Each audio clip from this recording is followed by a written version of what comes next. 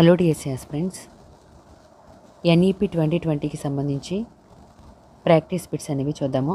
పాఠశాల విద్యలోని ఏ దశల్లో ఉపాధ్యాయుల కోసం టెట్ని విస్తరించనున్నారు? పునాదిపూర్వక దశలో, సిద్ధపాటు దశలో, మధ్య దశలో, మాధ్యమిక దశలో. 4 దశల్లో కూడా పాఠశాల విద్యలోని ఉపాధ్యాయుల కోసం టెట్ని విస్తరించనున్నారు. సమగ్ర ఉపాధ్యాయ అవసరాల ప్రణాళిక రచనను ప్రతి రాష్ట్రం ఎందుకు చేపట్టాలి? ఉపాధ్యాయ ఖాళీలు అంచనా వేయుటకు.